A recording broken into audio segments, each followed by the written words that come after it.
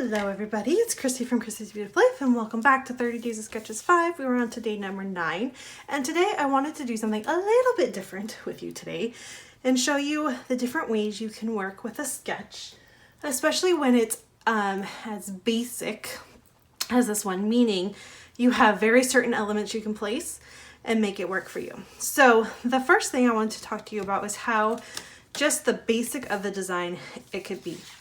You could do something as simple as going into your scraps, finding some papers. I thought that I had more papers to cut in that would be the right size. Hold on a second. Let's find something else. Just grab some more paper here. So you could just go in and simply grab a 6x6 piece of pattern paper or a collection of pattern papers and work through those to create your, there we go, to create whatever it is that you're trying to do. So you would just simply cut them into the size that they are. They're all 3x3. It might be fun to like do this one. I could do, let's see, 3x3. I could do one of these. That would be really fun, like find my 3 favorites, and that would be one. I think that's 3x3, right? Anyways, you could cut them up, do 3x3s. You could do 4 of those that way. So let's just do that. Probably won't ever use this in any other way anyways.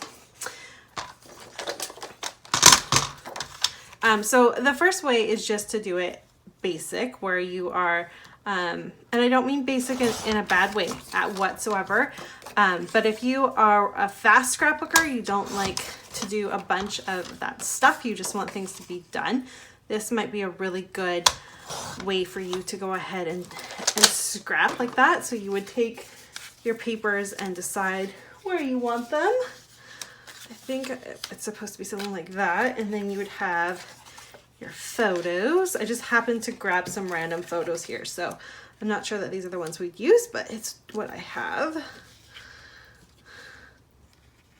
There we go. I think it would be like that, right? And then you could have your embellishment here and your banner there, and you could totally make that work. It's very cute. I could definitely work with that. So that's your first option.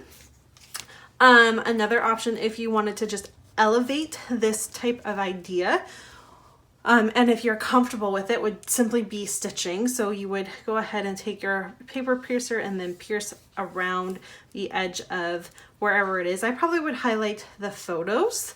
So I would do some stitching around the photos. My tip for stitching when you're doing that is making sure that you don't put the holes when you trace it. When you go to do your tracing lines or however you do it, don't do the holes right on the line, do them right past the line so that there's a bit of stitching and then your photo sits snugly in there, and you're not covering up any of the beautiful stitching that you've done.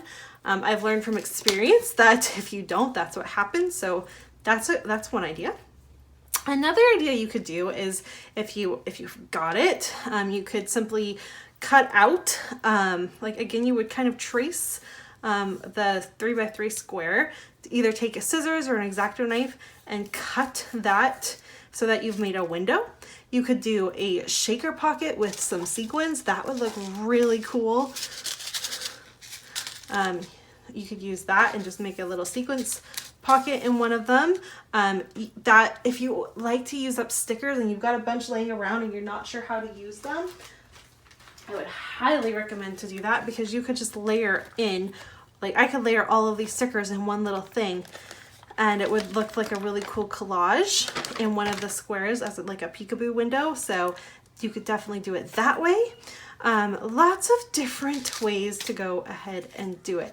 The other thing is, do not forget cut files. So I don't have, I'm still kind of new with cut files. So, but you could literally take out the piece of square, so you don't actually have that that square shape, but instead place a couple cut files there instead to represent where the squares would be.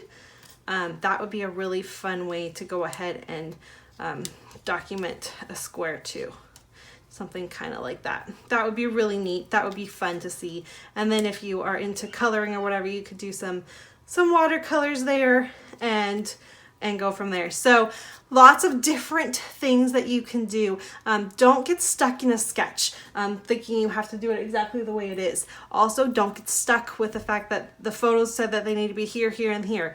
This photo shouldn't go, I mean, it kind of works, but I probably would more likely go here and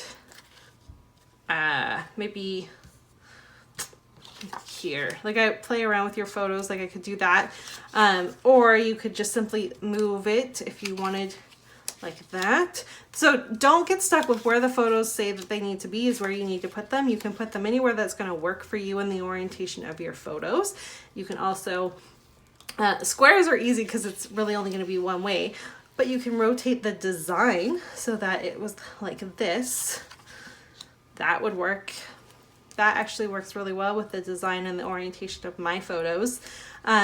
So just in play, you can do it the complete, I think the opposite way does the same, so you don't have to worry about that, but lots and lots and lots of different options. You could add a border to it so that you've got another pop of color, and you could maybe do a simple color wash on your background. You could make one of your squares mixed media. Now, if you're not really good with mixed media, my idea would be to cut yourself a piece of, or use a back of a 6x6 pattern paper that you don't like. Do your gesso, do your mixed media, and then cut the 3x3 square to place on top. That would really make sure that you didn't mess up your background in any form. Of course, you don't have to use white. Obviously, you can use cardstock of any color, or a really fun pattern paper would work well as well. But I just want to give you kind of the options and ideas of what you can do. So don't forget, there's lots of things. Peekaboo windows, do shaker pockets, do lots and lots and lots of things. I actually really love the idea of including a shaker pocket in with these, so we'll see what I happen to get to. I wasn't actually planning on using these photos, but I kind of like the way this is working, so I think I'm going to go ahead and play with it, and I will be back with my finished layout for you. Alright everyone, here is my layout, the way I decided to go with it. So what I ended up doing is I took these cute little cut file of these florals. Now I didn't paint them, I literally left them white, so it's white on white. That was my first thing. I then found some colors that I felt matched the pattern paper I'm using. This collection is from Pink Fresh Studio. You can see I'm on a bit of a kick of Pink Fresh right now, just because it was on my desk, so I was able to use it a little bit. So I went ahead and grabbed the colors based off of that, and then I did my stitching, some chain stitching in the 3 different colors, placed my photos so that they were kind of into the page as best as possible. I made this fun little cluster here, and then I mixed up my golds. Now some people are really against that. I don't mind it. To each their own. If you didn't like that, obviously you could have used maybe a different alpha. Lots of different ideas that you could do there, but I kind of liked the way that it looks, so I'm leaving it there.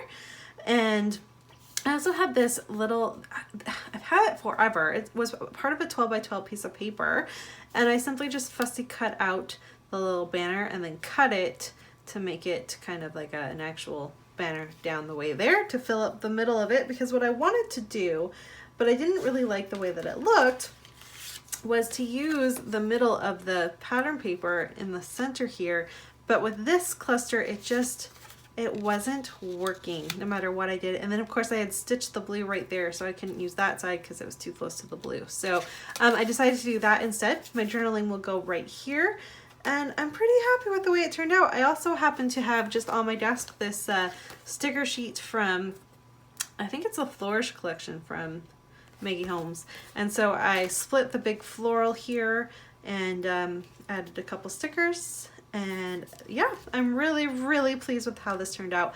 One thing I wanted to mention, because I know I was kind of sharing with you different ideas on how you could take on this sketch, a really neat idea that I was actually contemplating doing this would be a really fun rainbow effect. So if you took each square and decided to designate it as a color, and then filled in those squares with that color, would be a really cool effect, I think. So that is an option as well if you're looking on a way to kind of switch up a grid type layout. So there you have it. That is my layout for day number 9.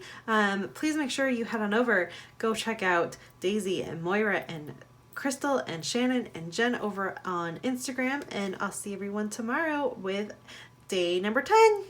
Bye!